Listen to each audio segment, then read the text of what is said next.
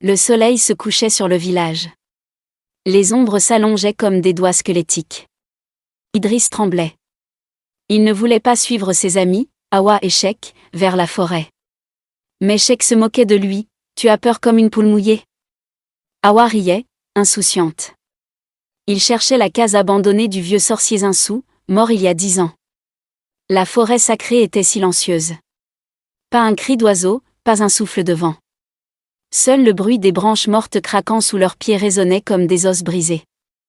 Ils trouvèrent la case, envahie par les lianes. Une odeur de terre moisie et de vieux sang séché flottait dans l'air. Sheikh poussa la porte en bois pourri. À l'intérieur, l'obscurité était totale. Hawa alluma une bougie. La flamme vacilla, révélant un objet au centre de la pièce, un grand miroir au cadre en ébène sculpté de serpents. Il était brisé en 3 grands morceaux, mais tenait encore debout. La légende disait que chaque éclat montrait une vérité différente. Le passé, le présent et le terrifiant futur. « Qui commence ?» demanda Sheikh, bravache. Il s'approcha du premier éclat et fixa son reflet. Soudain, ses yeux s'écarquillèrent. Un sourire presque dément étira son visage. « Je vois de l'or. Des voitures. Je suis le roi de la ville, hurla-t-il, ivre de joie. » Le miroir luisait d'une lueur verdâtre. C'était au tour d'Hawa. Elle s'approcha du deuxième éclat et frissonna. Son reflet changea. Elle vit une femme magnifique, parée de bijoux, entourée d'hommes puissants. Elle rit aux éclats. « À toi, Idriss » ordonna Sheikh. Idriss refusa. Sheikh le poussa violemment devant le 3e éclat, le plus sombre, celui du bas. Idriss n'avait pas le choix. Il regarda. Il attendait une image. Richesse ? Amour ? Mais le miroir restait noir. Pas de reflet. Juste un vide profond, aspirant, comme un trou sans fond. Je ne vois rien, murmura Idriss. Il n'y a rien. Pas même mon visage. Hawa et Sheikh éclatèrent de rire. Tu n'as pas d'avenir, pauvre idiot. Soudain, un bruit sec claqua. Le 3e éclat se fissura davantage.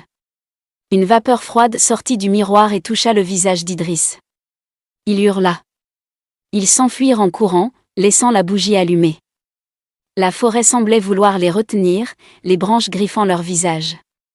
Ils ne s'arrêtèrent qu'une fois arrivés au village, hors d'haleine. Le lendemain, Sheikh trouva un billet de banque par terre. Puis un autre. La chance commençait. Hawa fut remarqué par un photographe de ville. Le miroir disait vrai.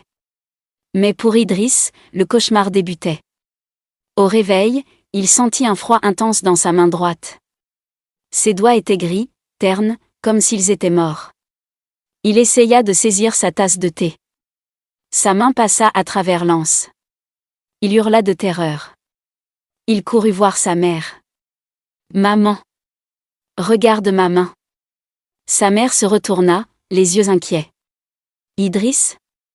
Où es-tu ?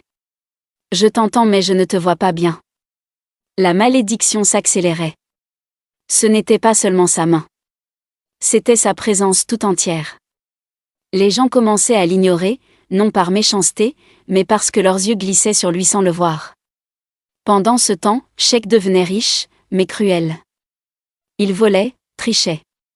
Hawa devenait célèbre, mais arrogante. Ils avaient oublié Idriss. Ils avaient oublié le prix à payer pour leur vision. Une semaine passa. Le bras droit d'Idriss avait disparu. Il ne ressentait aucune douleur, juste un froid abyssal. Il savait qu'il devait retourner à la case du sorcier. Il alla voir Sheikh pour demander de l'aide. Sheikh était entouré d'amis.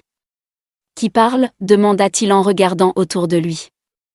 Idriss était là, devant lui, invisible à ses yeux. Idriss pleura, mais ses larmes ne touchaient pas le sol. Elles s'évaporaient avant de tomber. Il était seul, face à l'entité qui le grignotait morceau par morceau. Il retourna seul vers la forêt sacrée. La nuit était tombée.